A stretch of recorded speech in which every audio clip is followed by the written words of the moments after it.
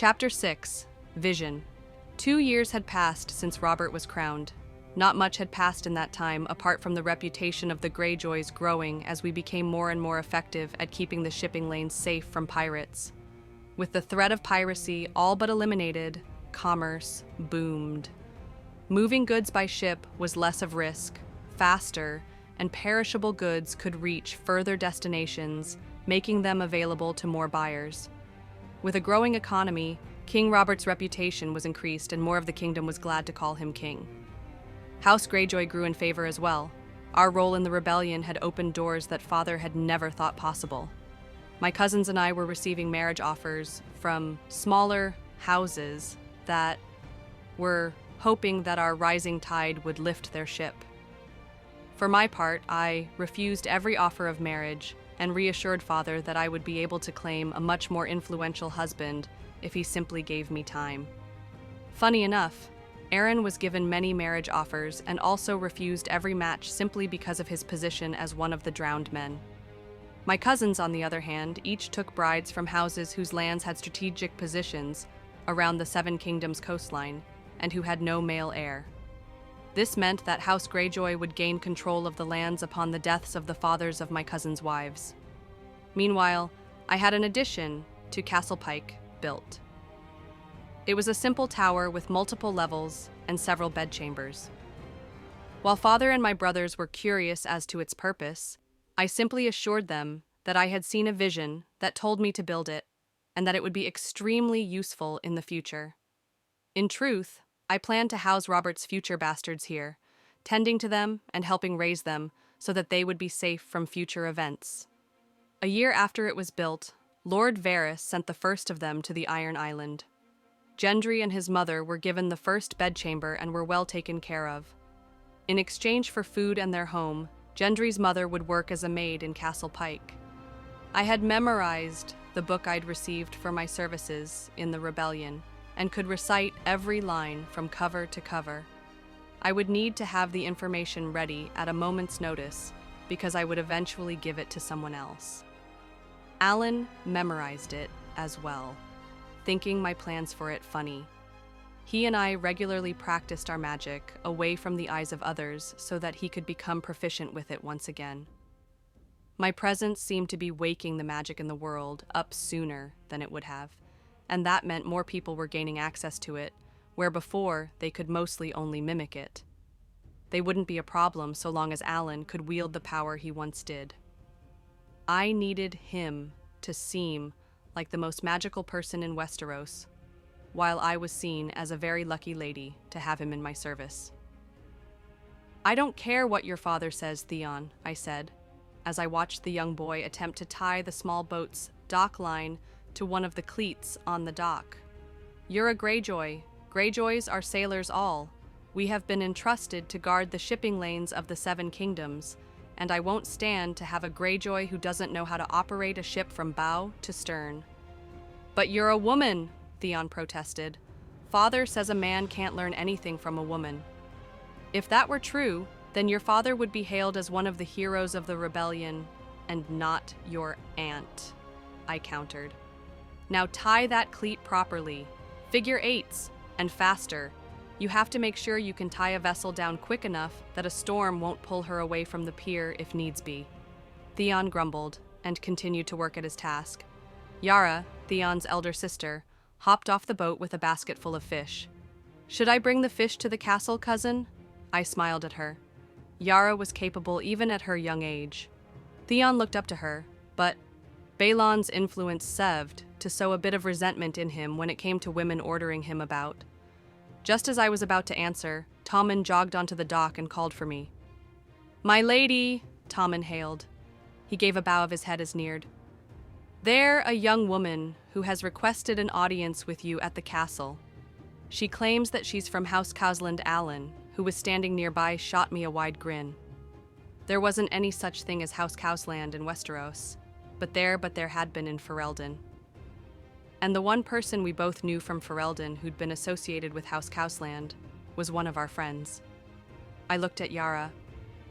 "Watch your brother and don't let him stop until he gets it 30 seconds. That's not fast enough for a Greyjoy, but it's an acceptable starting time.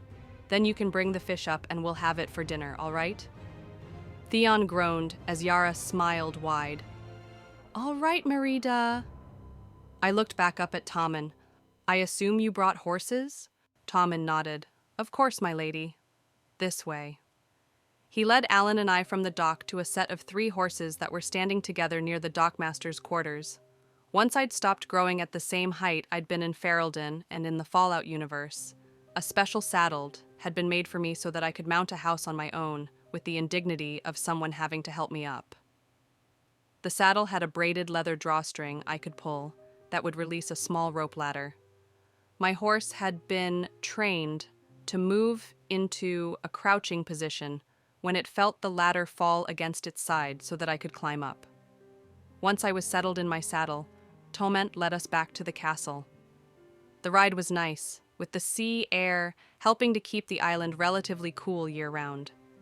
I preferred warmer climates, but cool climates were nice as well. It was during the winters that no one was comfortable.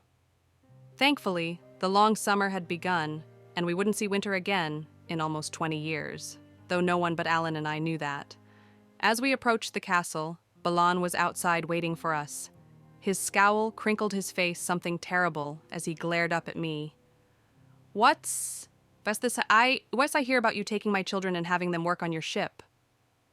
I should think the answer to your question is obvious, brother. I smirked at him as I dismounted my horse. Theon's of the age to learn, and Yara enjoys spending time with me. By what right do you believe you are anyone to teach my son anything? He growled at me. Bottle your bluster, Balon, I groaned. I'm the boy's aunt, and I'm just as good of a sailor as the rest of you.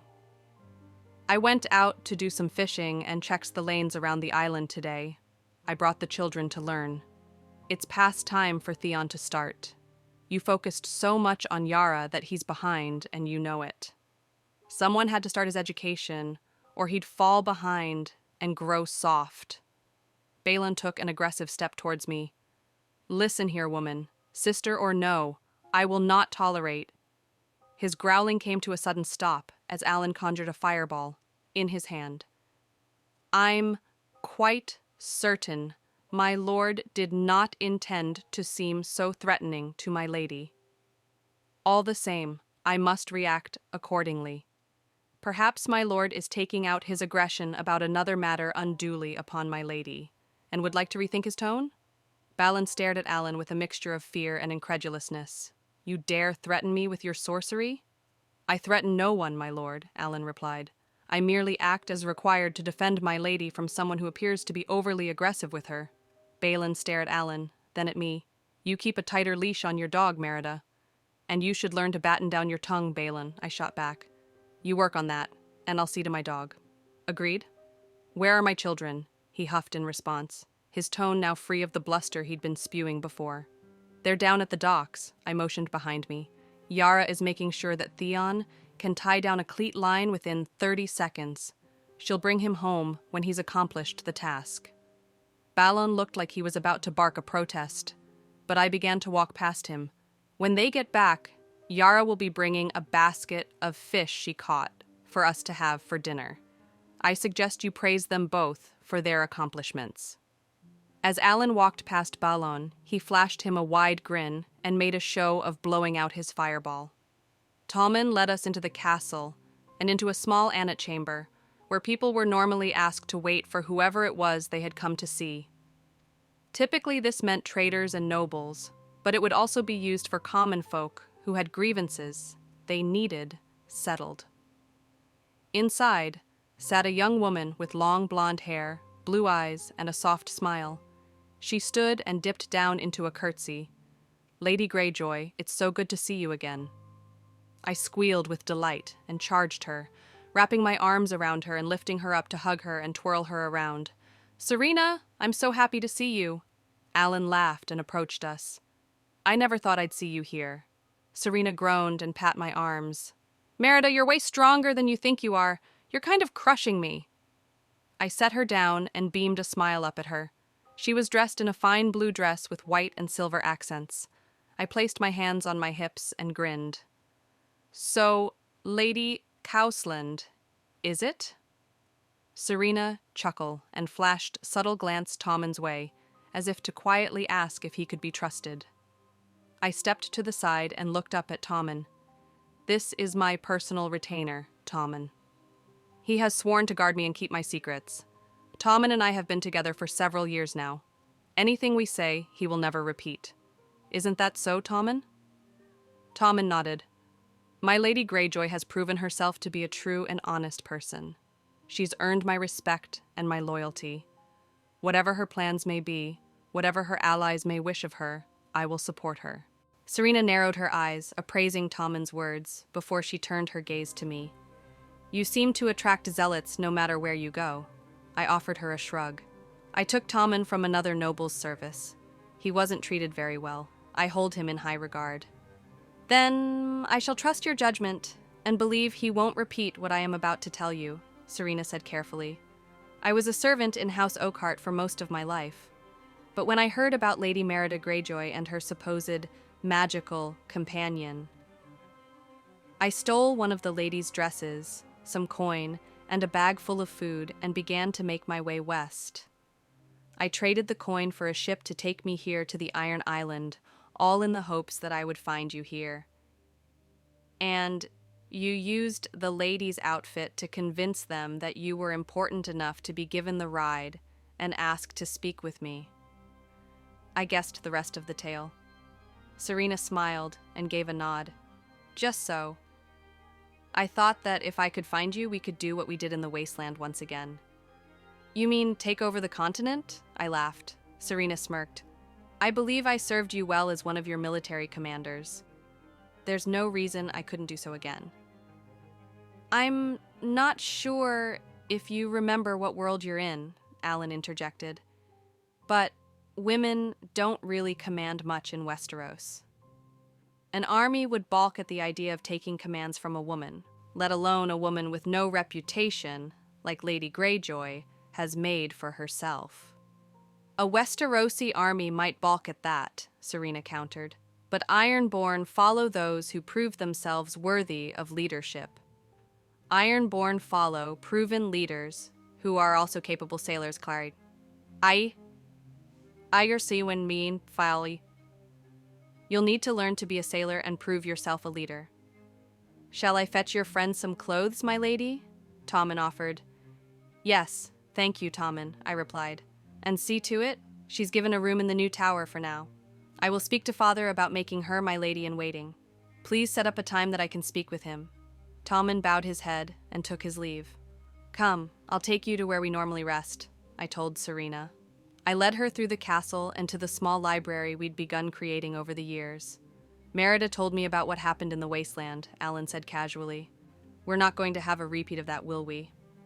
Serena turned on him, ready to protest Alan's question. He was referencing the time Serena had tried to kill me as revenge for what she saw as a betrayal for something I had done in Ferelden. Alan stood his ground and seemed unmoved by her expression. Serena seemed to consider his accusation and then calmed down. No, Serena said softly. We will not. I made my mistake and spent a lifetime serving Merida to make amends for it. I regret the mistake. And I regret ever having thought less of her. Merida is capable of making the world better, and she takes care of her friends. And I'm lucky she still counts me among them. If I thought she would do something like that again, I wouldn't have allowed her to stay with me, Alan, I said, as I took a seat on a finely crafted padded chair. Serena was an excellent commander. I'll need you both to make sure we can bring peace to Westeros and stop the army of the dead. Why not just use your magic to stop the dead, Merida? Alan asked. You have enough power to do it now. You don't actually need us. I shook my head. No. Doing it alone doesn't accomplish anything beyond the general point of keeping Westeros safe. What I need to do is use the situation to build up my reputation. I need the Seven Kingdoms to see me as the person who led them against the enemy. I need them to see that magic played a role in it. And now that Serena is here, I need them to see that women can be just as effective in command as a man. You know people will die doing that, right? Alan arched a brow. A victory is worth more if people die for it, I said solemnly. And a leader is more loved when they attribute the victory to the dead. It's just how humans work. Nothing obtained without sacrifice is appreciated as much. Merida could have conquered the wasteland on her own, Serena added, but instead she cultivated a faction of hundreds of thousands of followers and devoted citizens. The Legion was what it was because she led them, improved their lives, and they fought and died for the vision. It's unfortunate, but she's right. Humans appreciate things more if they lose things in the process of getting it. And they are willing to give up almost anything to keep something they sacrificed for, I nodded in agreement. And that is why we'll eventually take the Iron Throne. Eventually, people will want me there. But there are steps I need to take to ensure that the king will want me there first. And I'll have to ensure that the younger generation of Greyjoys are running things, and not my brothers, who I believe would go back to their old ways if I wasn't here and had influence with father. And how long do we have before we set all this in motion? Serena asked.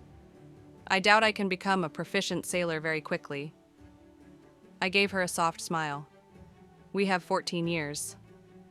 That's rather specific, Serena chuckled. Why 14 years? Because in 14 years, Littlefinger will orchestrate Lord Aaron's death, I replied. That will send the king to the north and set everything in motion. You're going to let Littlefinger kill Jon Arryn? Serena gasped. I nodded. One way or another, he will die. Whether Littlefinger kills him or his wife does the deed, he will die. Better things go the way they normally do, so the king will be in the north. You can't just take King's Landing while he's away. Serena shook her head. He'd rally the 7 kingdoms and take it back. I don't intend to, I replied. By the time I'm done, Robert will hand me the crown, and his brothers will either not wish to claim it, or be convinced to renounce it. Serena arched a brow and looked at me as if she were trying to read my thoughts. How far ahead have you planned? I chuckled. Let's just say I have a vision. I have a spider helping me weave my web. We are constantly preparing for each and every step. Now that I have a proven commander, my vision for Westeros is even more assured.